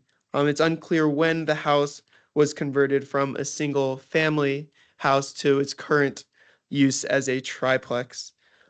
First, looking at the rezoning, upzoning it from U1 to U2 would allow for the triplex, which is consistent with the city plan, South Bend Comprehensive Plan objective of ensuring an adequate supply of housing that's available to meet the needs, preferences, financial capabilities, and households now and into the future.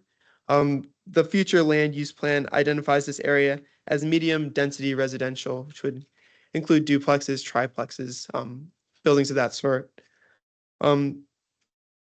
Ultimately, this does kind of meet the intent of offering a more matching with the currently dense but primarily residential neighborhood.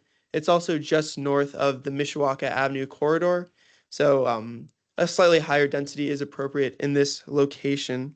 This does come to you from the Plan Commission with a favorable recommendation that was subject to a condition of providing a zoning compliant frontage type by opening the front porch. And to provide some context there, and also a few houses from the neighborhood to show kind of the character. There are a lot of houses that offer these open porch types. There are others that have a stoop facing the front, kind of opening up onto the street.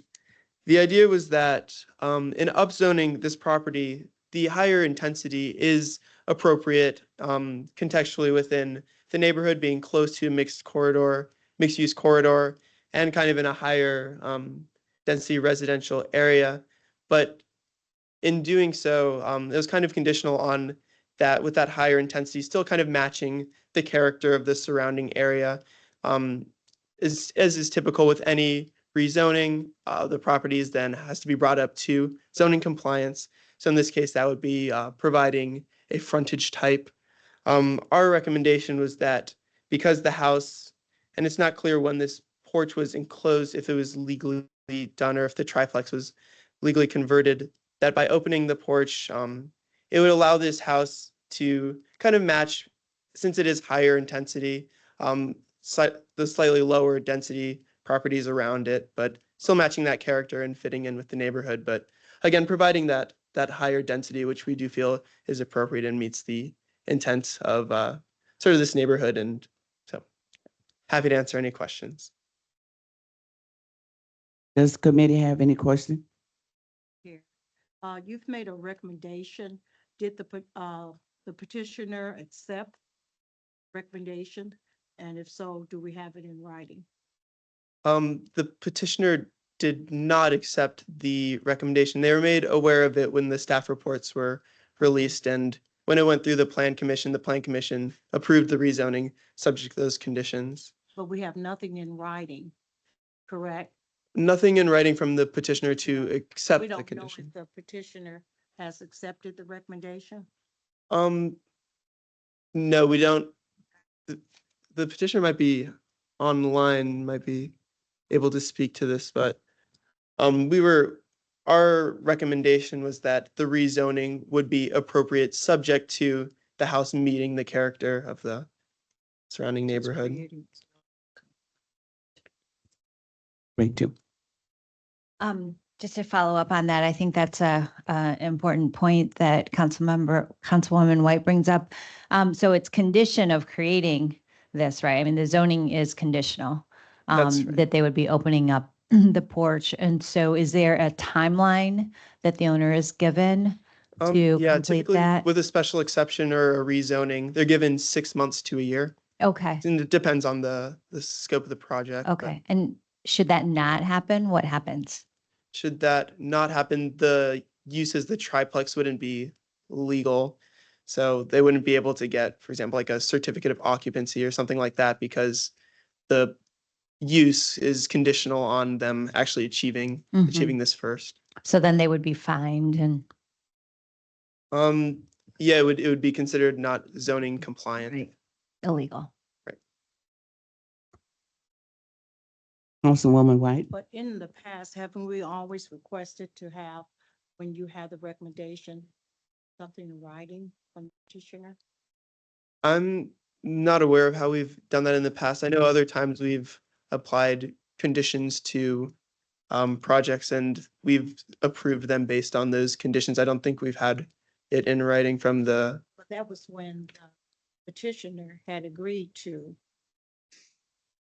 the recommendation. But this petitioner, has he or she agreed to the recommendations? they haven't agreed to it. And in the event that they didn't want to go through with this, we could, for example, not rezone the property. So Hi, Tim Corcoran, Director of Planning, City of South Bend, offices on the 14th floor of this building.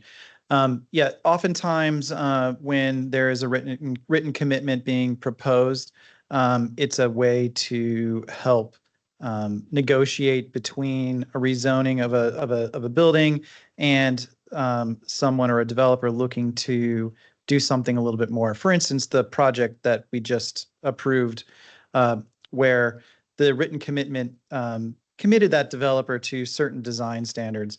This is no different, other than at the time and again, if the petitioner is on, I'm not sure if he's online or not, can speak to this, but they did not want to follow through with the recommendation from the Plan Commission and staff. At least that was what they depicted during the Plan Commission meeting. Now, one of the reasons that we, in the zoning ordinance update in 2020, when we talked about rezoning properties from U1 to U2, for instance, that would allow for, say, a new duplex to be built by right, or a triplex or a fourplex, for instance. You could just build it and go through the commercial plan review process.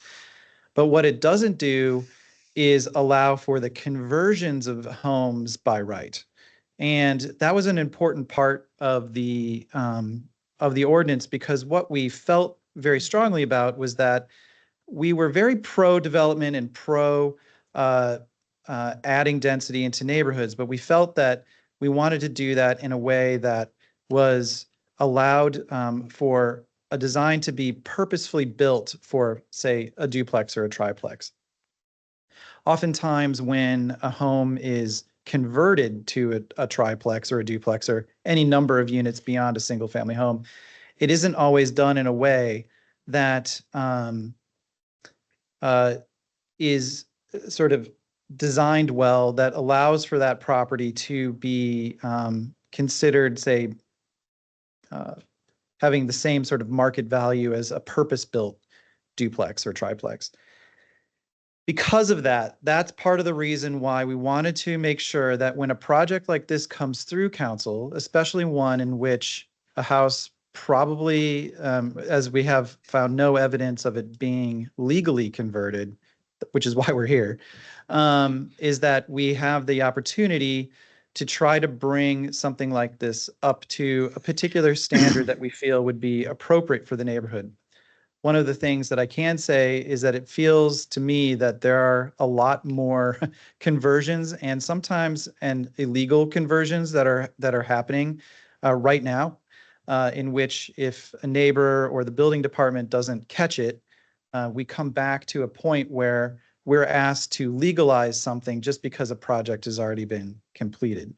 So that's sort of the philosophy behind why we've put that in the ordinance and why we wanted to bring this to you today with a favorable use recommendation, because we do believe 3 units can be appropriate in this area. But how we can work with the petitioner to make for a housing product that is better, more sympathetic to the neighborhood around it, and to bring it up to some of the minimum code recommendations that you would if this were a brand new triplex. So that frontage type is the thing that we think could help make this something better for the street, for the neighborhood, and that's why we ultimately recommended the way we did. Anything to add, Mike and Kristen? Okay, man. Can I just follow up one more, Chair? Councilwoman Morgan. Yeah, Wait. so that is, I believe it's clear. I mean, you know, in the example before, if they decided to build 4 stories, that's illegal and unallowable. In this case, if they have 6 months to a year to open up the porch, should that not occur, then the use zoning is we pull it back. Exactly. And Yeah. and I think that, you know, we're very open to continuing to work with the owner of the parcel to come to a conclusion that is satisfactory if possible. But ultimately, it is up to the owner of the property to make this call, right? And then for you to, as the council body, to decide whether you know, this condition is appropriate or not. You can rezone this property without the condition. It is up to you. We just felt that given the sort of state of things as we see projects either being red tagged through the building department or coming to us after the fact, that that we want to set the correct precedent, which is rewarding people for coming forward with a project, whether it be a conversion of a house or a new duplex, and being able to you know, see those things and working with people to get you know, a building that fits not just the zoning ordinance and the design standards, but can also be a complement to a neighborhood. And or having to do a post hoc rationalization on something, which is always a lot more difficult to do.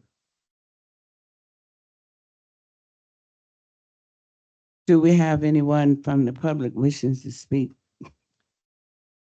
I'm not sure I still understand. You have to ask the chair. Oh, I'm sorry. Did you wish to speak? State your name, please. Stacey Odom. Okay. Tim, I so the owner doesn't necessarily want a triplex? No, they want the triplex. They do not want to update the front of the house to make it compliant with the current zoning ordinance. The property at the moment is not zoned for a triplex. It is a triplex, but it's not zoned for a triplex. The petition is to bring the zoning up to date, which would legalize the triplex. And the only way to do that is by changing the front porch to make it suitable. Is that No, it? that is our recommendation in order to bring the property up to current zoning standards. You can rezone, the council can rezone the property without bringing it up to current standards. It's up to council's discretion.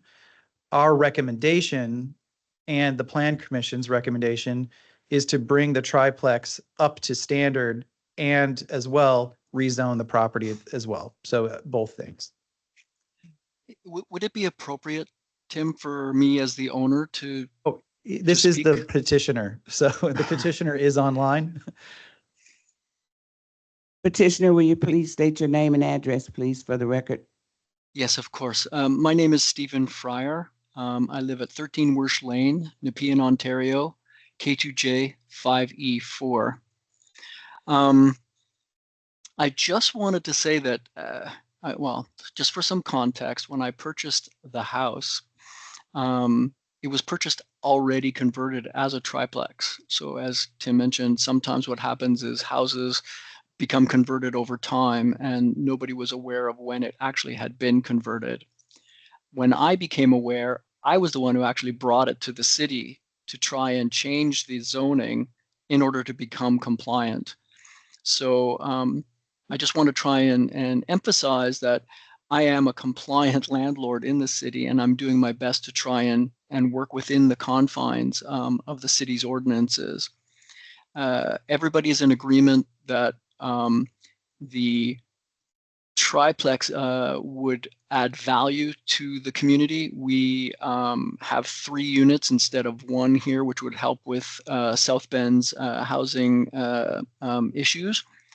We also are happy to accept vouchers, so I can speak to the affordability. So Section 8 is gladly accepted for any of our tenants. And we have spent a considerable amount of money in earlier presentations. I shared with Skip the condition of the property when we acquired it and what it looks like now. And I think both would be, or at least Skip would be able to attest to the fact that, significant amount of work has been done there to make safe and affordable housing available to the people of South Bend. So that I don't want to say is the issue here. Originally, when we were discussing the frontage of the house, the recommendation from the city was that we open up the front and install a porch. What I was trying to suggest at the last meeting was, rather than opening the entire front, that we open, I apologize, I'm a little directionally challenged, so I'm going to draw your attention to the picture that you have in front of you, and to install a stoop on the left-hand side that comes out and faces the city, or the street, excuse me. And that was rejected at the committee meeting. And the recommendation at the time was, yes, we are all supportive of it going forward as a triplex, but we want you to open the entire front. And so that's where the dispute comes in. Not that we're not willing to work with the city to make the frontage compliant. And a stoop is an acceptable frontage according to the city's bylaws. It's just a question now of maybe having a better conversation with Skip and with Tim to try and come up with a reasonable alternative to opening up the entire front of the house. Would that be a fair way of describing what's happened there, Skip?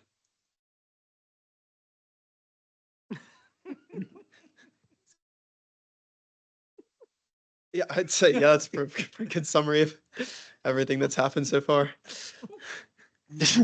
I'm sorry, I'm probably speaking out of context here. That was not probably the appropriate way to do it, and which is why everyone's chuckling. but it's just sort of I'm trying my best to work with the city to come up with an alternative that works for everybody. Councilman Lee, did you have something you wanted to say? Yeah, I'm not on the committee, but I did just, why is the reason that you wouldn't open it up that like their suggestion so that you can get the ordinance so that you can get it elevated to the next level? That's an excellent question. To be honest with you, I've already spent in excess of $50,000 renovating and upgrading the property so that it's habitable and in a reasonable condition. And this would add another probably $10,000 to $15,000 to the budget that hadn't been accounted for. And so I was trying to find something that would minimize the cost. And I know that's probably not what you want to hear, but I'm not a large organization with deep pockets from New York or from San Francisco. We're just a small mom and pop shop, and it's my wife and I who are doing this. And so adding an additional $10,000 to $15,000 to open the entire front of the house has a significant financial impact and a burden on our efforts. I would now turn to the public portion. I do not see anyone from the public or online that wishes to speak in favor or opposition of the bill. Back to the committee. Chair, I did hear the petitioner, if I'm not correct, say you'd be willing to come back and work with Skip and others.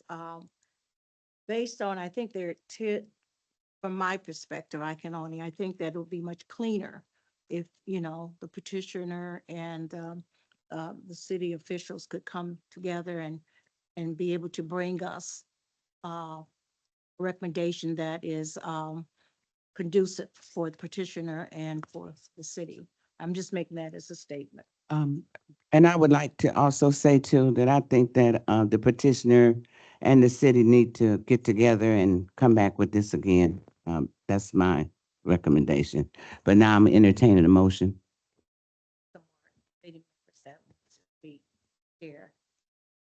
Oh, I'm sorry. Go ahead. Thank you, Chair. I just wanted to confirm that what we're looking at there, that was a open porch at one point and then they closed it. That's right. And you're just requesting it to be opened again as a condition for the triplex. But that you have yet to come to a consensus on how to do that. That's right. Okay. Okay, I'm asking for a motion at this time. At this time, I think that we should table this until there can be a consensus on how to move forward with this property. So I'll make a motion to table, which I believe the next council meeting is October 14th. Is that correct, Clerk Toronto? Yes. Mhm. So I'll make a motion to table until October 14th. Second that motion. Clerk Toronto, will you take a vote? Anybody want to vote? Do we vote? Yeah. Mhm. Call the roll, please, on the table. Councilmember Nisgowsky, Aye. Councilmember White, Aye. Councilmember Vice Chair Gooden Rogers, Aye. Citizen Member Stacy Odom, Aye. 4 ayes. So, thank you. Thank you.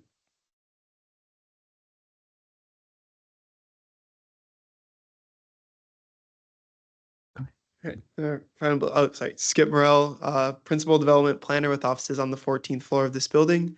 This is Bill 43-24 for the property located at 5614 Main Street. Owner is Twisted Metal Atlanta LLC, and the requested action is a rezoning from properties currently S1 Suburban Neighborhood 1 to S2 Suburban Neighborhood 2 to legalize a triplex.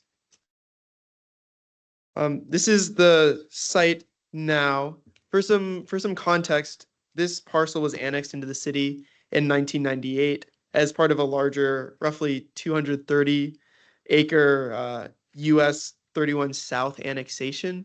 So if we kind of take a step back, you can see here that a lot of these parcels are kind of split with the 31 running to the east there. This rezoning, as I mentioned, would legalize a triplex. Kind of in the surrounding area, there's just that one single family house to the south. There aren't any other residential properties around it. It's sort of a unique area, but the density in this location does make sense. It's again consistent with the comprehensive plan objective of providing a variety of housing types, densities, and price ranges. The future land use plan identifies this area as commercial, but maintaining the historic residential use and allowing for a 3-unit dwelling would not be out of character with the general vicinity. And finally, the upzoning it to S2, there's no plans to really change the exterior of the home. It's just kind of legalizing, again, a triplex that was done years ago, and it's not clear whether that was done legally. So that gentle density added by the S2 rezoning shouldn't impact the use or value of surrounding properties in the area. This comes to you with a favorable recommendation from the Plan Commission. Questions to the committee? And sorry, I believe the petitioner is also online.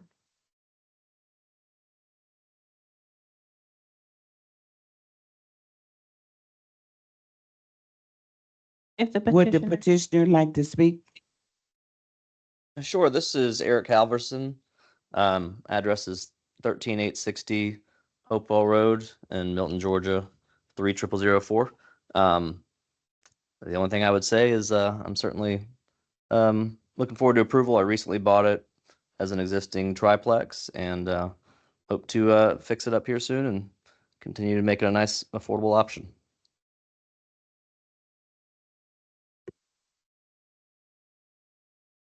Now to the committee, questions? Yes, I do. Skip, in that box I'm looking at here, is there two houses there on that? There's just the one house, and then to the left, that's that little shed there in the back. Kind It of. looks, so where the trees are in the front, you're saying that's the house, and to the right of that is, Oh, I sorry. guess We're, I'm confused. we're looking at it from Main Street, so from the top of the picture, and the house is what's on the right there, and then if you're looking straight back is that shed. I don't know if that. To it. But The big they look house like two there or the houses. little? Oh, in the picture, it's just the house on the left. The house on the left is the house that we're talking about, and then yeah, just the one house on the left. It's been a triplex for a number of years, and we're just legalizing that one. And the one on the right, is that a single family? That is right, and that's the only other residential property in quite a wide range. Yeah. And does the petitioner own both of those? The petitioner would be able to speak to that. I don't believe so. I do not. I just the one property on the left side. Okay, thank you.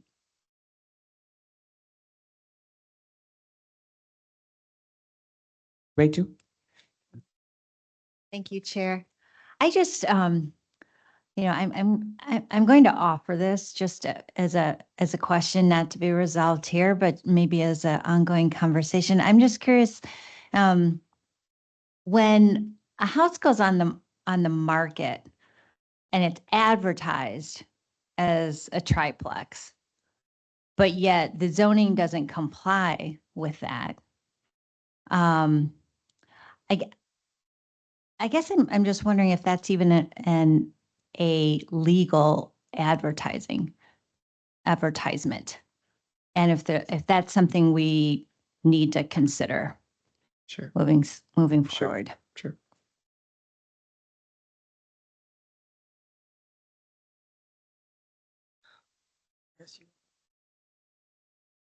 Were you gonna answer that or? We have just it's not an accurate advertisement for sure. But So now we can So go the to, owner is purchasing it, I mean, thinking that he can rent it as a triplex when it's not legal to do that yet, Right. which is And- why he's coming to us. I understand. So it's not, we're not going to solve this tonight. I'm Mhm. just saying that there seems to be Right. something that we need to And figure I'd say out. a lot of times we're catching that too when the assessors, when people are going to sell these units, then the assessors call us and ask like, is this a legal triplex? Is this a legal duplex? And that's a lot of the times where we say, no, it hasn't been legally converted. And a lot of those have been coming here. So, but Yeah, no, I just saw Jenna was raising her hand, our attorney. Jenna? Hi, Jenna Throw, City Attorney with offices on the 12th floor of the building. I just wanted to chime in kind of essentially what Skip just said.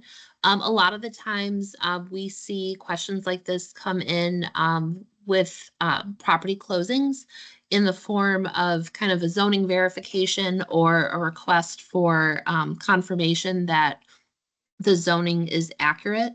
And that would be kind of the time where we would say, well, no, it isn't accurate to say that this could be used in the way that it's been advertised or something like that. But for the most part, those kinds of situations would probably be a private dispute between the person advertising it and the person buying it. But that is an issue that if someone is not legally using a property consistent with the zoning on it. But we do sometimes, to Skip's point, we do sometimes see those come in for zoning verifications at the time of closing. Yeah, and just to make it clear, it's that the purchaser has to do the due diligence for the property and we can't monitor every sale, although that'd be fun to do. Yeah. Clerk Toronto, do we have anyone from the public? I do not see anyone from the public in person or online wishing to speak in favor or in opposition of the bill. So then we'll come back to the committee. Any more questions? Then I'd like to entertain a motion. I'll make a motion to send Bill 4324 to the Committee of the Whole with a favorable recommendation. Second.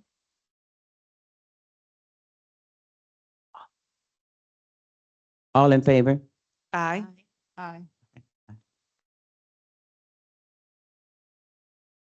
Okay, then that completes this portion of the zoning and annexation. Is the meeting adjourned? Meeting's adjourned. Thanks. Thank you.